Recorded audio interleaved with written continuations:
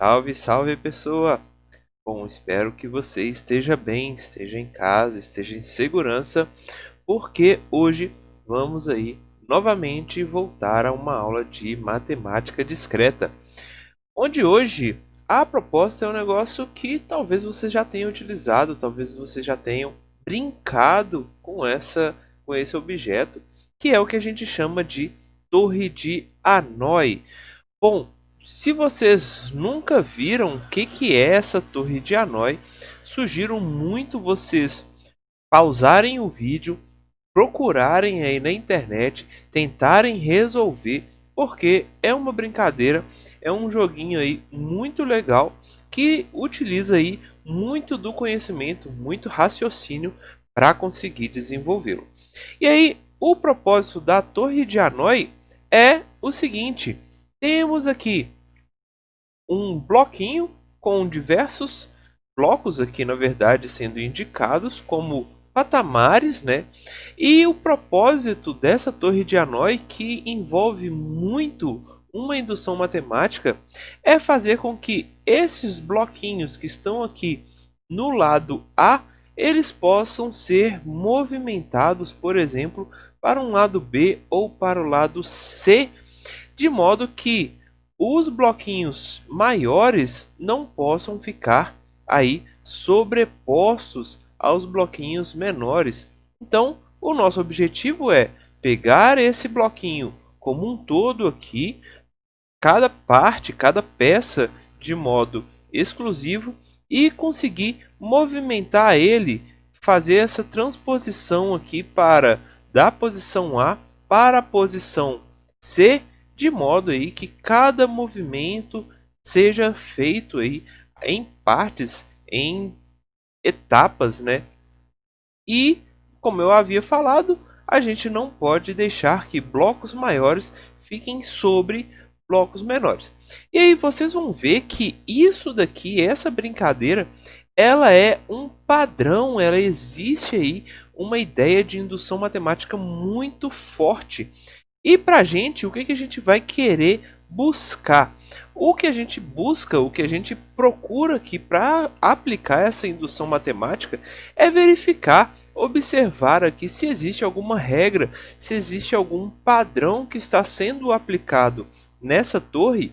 E aí, a partir deste padrão, a gente vai também induzir, pensar aí para uma quantidade maiores de blocos. Ali até então eu estava mostrando 3 bloquinhos apenas, mas a gente pode pensar aí numa torre de Hanói com 10, 20, 100 bloquinhos. E tudo isso, se existir essa lógica, se for possível criar esse padrão entre esses movimentos, então a gente vai conseguir saber com uma facilidade relativamente alta quantos movimentos, por exemplo, seriam necessários para fazer com que o bloquinho, os bloquinhos, né, a torre que está numa posição A qualquer, seja transposta para uma posição B ou para uma posição C. Então, havendo essa indução matemática, havendo este padrão, essa ideia de padrão, então a gente consegue calcular facilmente quais são os movimentos ou quantos são os movimentos necessários para fazer toda essa transposição.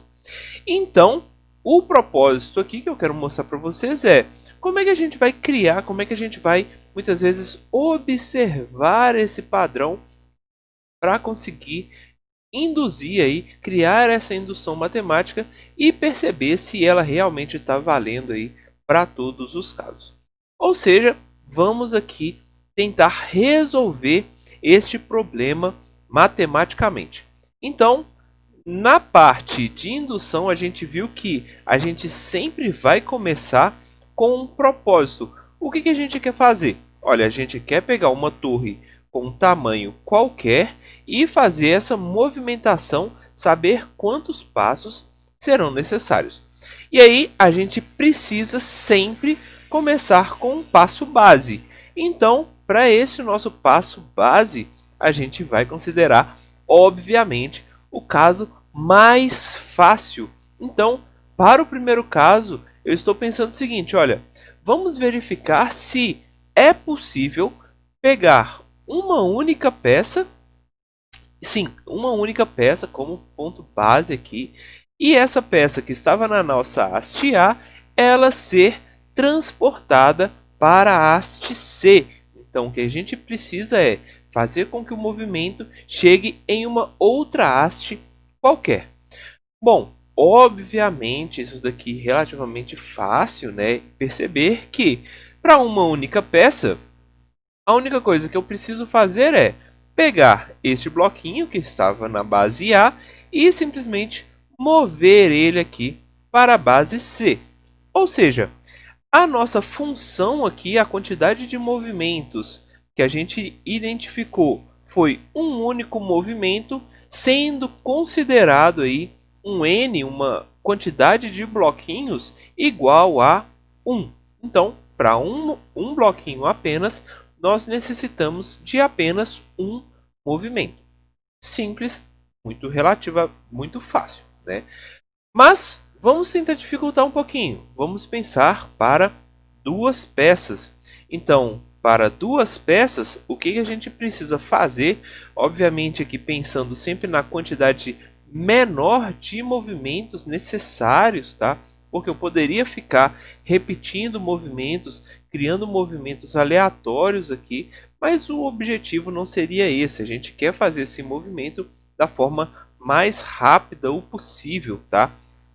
Então, pensando com duas peças, a gente pode dizer o seguinte, olha, vou pegar este bloquinho, passar para C, e aí esse nosso bloquinho de baixo, esse bloquinho verde, ficaria, por exemplo, livre. Então a gente estaria repetindo o que a gente fez no primeiro movimento, e aí depois a gente tem o bloco verde livre.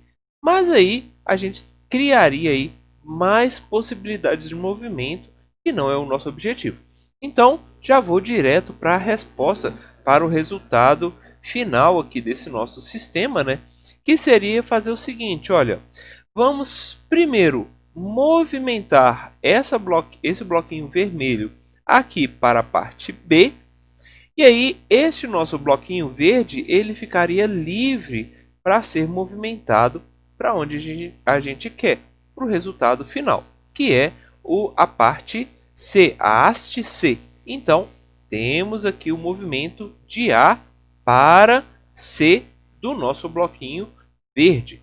E, por fim, a gente volta com esse bloquinho vermelho para, novamente, o ponto C, para a haste C, concluindo o nosso objetivo. Então, o nosso sistema, esses dois bloquinhos vermelho e verde, que até então estavam na posição A, eles, com êxito, foram movimentados para a haste C. Então, neste caso, para duas peças, dois bloquinhos, a gente necessita de 3 movimentos. E aí vocês já podem estar pensando o seguinte, olha, talvez exista aí alguma lógica, né? Então, se a gente parar para pensar, para 1 a gente tem 1, para 2 a gente tem 3. A gente já pode pensar algo do tipo, são sempre movimentos ímpares, ou ainda, existe aí uma soma de 2 em 2 movimentos, ou diversas outras possibilidades. A gente já vai sendo induzido a criar essas soluções que poderiam ser consideradas verdadeiras, mas a gente precisa testar também para saber se elas serão de fato verdadeiras. Não pode simplesmente dizer, olha, se para 1 foi 1, para 2 foi 3, então para 3 vai ser 5. Ou vai ser algum outro caso aí qualquer mágica aí, matemática. Não é possível dessa forma. A gente precisa analisar o sistema propriamente dito. Então vamos lá, vamos considerar então um terceiro caso, um caso aí com mais bloquinhos, mais uma peça aí para gente. Então percebam o que está acontecendo. Olha, para um movimento a gente tinha isso daqui. Para 2 movimentos a gente precisava resolver esse sistema. Só que aqui eu já mostro para vocês uma característica importante de vocês perceberem. O que a gente tinha quando a gente resolveu para dois movimentos? A primeira coisa que a gente demandava de ser feita era liberar o bloco de baixo para que este bloco de baixo fosse para a posição resultante, para a posição da haste C. E por fim, o movimento do bloquinho vermelho para a haste C, para ficar na parte de cima, ele já foi analisado antes. Ou seja, quando a gente analisa com três bloquinhos separados, a gente precisa primeiramente retirar esses dois bloquinhos de cima. Então a gente vai fazer movimentos para retirar aqueles bloquinhos de cima, de modo a ficar livre o bloco de baixo, o bloco que está mais abaixo, o maior, e este bloco, a partir dessa liberação, a gente vai resolver, vai movimentar ele para cá. Como resultado final, esse sistema aqui, com um bloquinho vermelho em cima e um verde, ou seja, um movimento para dois bloquinhos, a gente já viu anteriormente. Porque, olha, quando a gente quer movimentar dois bloquinhos, a gente já sabe que isso daqui demanda de 3 movimentos. Quando a gente liberou este bloquinho aqui, no caso de 3 peças, o resultado final foi o bloquinho azul estaria na posição final, na posição que ele deveria estar, e como resultado a gente vai ter aí um conjunto com 2 peças. Com 2 peças a gente já sabe movimentar. Ou seja, o que eu estou mostrando para vocês aqui?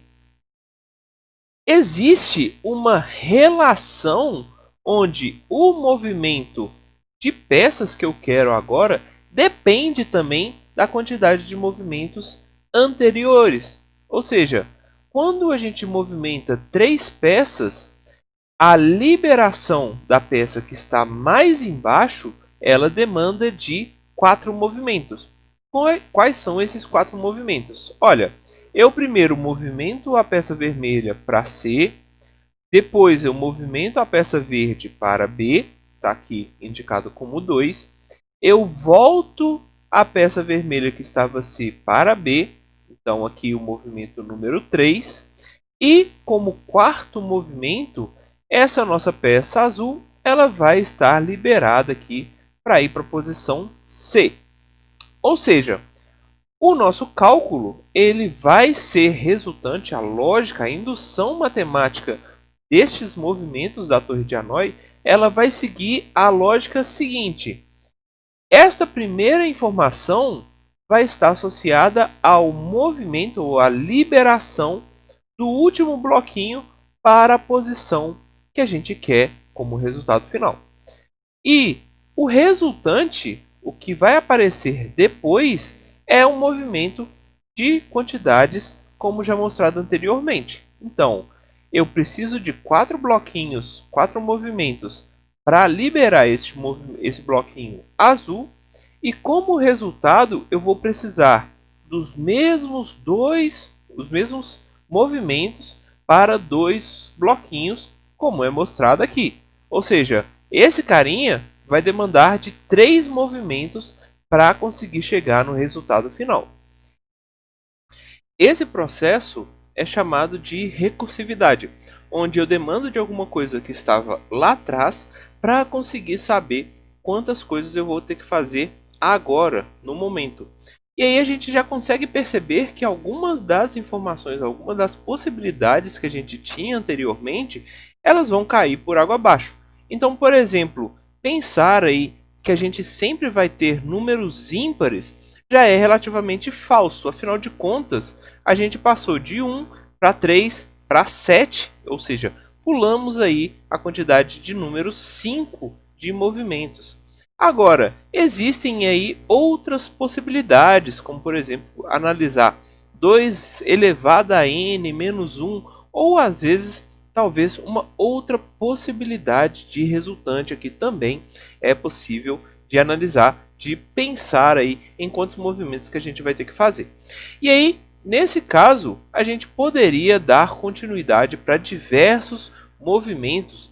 Então aqui eu já mostro para vocês quais são as características, quais são os movimentos necessários para deslocar aí 4 bloquinhos. E aí, percebam novamente, a gente vai ter aquele conjunto de movimentos para, como resultante, disponibilizar aqui o último bloquinho na haste C, ou seja, ele já está na haste final, e como resultado final, a gente fica com uma torre de 3 bloquinhos. E esses 3 bloquinhos a gente já calculou até então quantos movimentos são necessários para fazer essa transposição, nesse caso, de B para C. Mas a lógica vai continuar sendo a mesma. O fato da gente, num primeiro momento, ter analisado em A e agora estarmos analisando em B, não muda a quantidade de movimentos que são necessários para deslocar este conjunto aqui. Ou seja, como resultado, a gente consegue já pensar ou já consegue analisar que para N casos, a gente já consegue ver aí uma regra ou uma lógica sendo aplicada, onde a lógica ela vai ser aí este padrão que a gente estava procurando, ou seja, existe sim uma indução matemática nessa torre de Hanoi, onde nós precisamos ter este movimento que é dado a partir de 2 elevado a n menos 1, considerando aqui o n maior do que 1, n relacionando aí a quantidade de blocos que a gente tem. E além disso, a gente tem aquela lógica de recursividade, que é algo que vai ser repetido, que depende de algum caso anteriormente, já dado, já analisado. E como resultado final, a gente tem aí a resposta, a quantidade de movimentos total, ela é igual a 2 elevado a n, onde n é novamente o número de bloquinhos, menos 1. Então, esse daqui será o nosso resultado, a quantidade necessária de movimentos que a gente precisa fazer. Bom, por que eu trouxe este exemplo para vocês para exemplificar essa ideia de indução matemática? Também que a gente já havia visto já nas aulas passadas. Olha, se vocês não repararam ainda, essa torre de Hanoi ela segue a lógica de uma progressão geométrica. Por quê? As quantidades de movimentos iniciais elas estão aí a partir dessa lógica de progressão. Então, para movimentar um único bloquinho, a gente precisava de um único movimento. Para movimentar 2 bloquinhos, para liberar aquele bloquinho de baixo, a gente precisava de 2 movimentos. Com 3 bloquinhos, a gente precisava de 4 movimentos para liberar o maior bloquinho necessário. E aí 8, 16 e assim por diante. Ou seja, existe uma lógica de progressão geométrica onde 2 elevado a k, onde esse k estaria associado aí à posição, né? Não mais a quantidade de bloquinhos, mas a posição onde esses nossos elementos da PG estariam sendo dispostos, e como resultado dessa PG, a soma dessa nossa progressão geométrica é exatamente a quantidade de movimentos que a gente vai demandar de fazer para conseguir fazer com que a torre toda seja transposta de uma posição A para uma posição B ou C qualquer. Ou seja, temos aí todo aquele conhecimento matemático que a gente já havia estudado até então, sendo aplicado com um brinquedo, algo que é do cotidiano aí de crianças ou de adultos também, relacionado aí à lógica, ou seja, conseguimos perceber também lógica sendo aplicada em objetos, em brincadeiras, em construções aí extremamente simples. Beleza, gente? Bom, vamos lá. Hoje eu apresentei para vocês algumas coisas novas, algumas informações novas que também a gente vai estudar mais para frente. Mas vamos avançar esse conhecimento de indução porque ela é muito legal e é muito necessário no nosso dia a dia, principalmente sendo um programador. Valeu, gente. Até mais.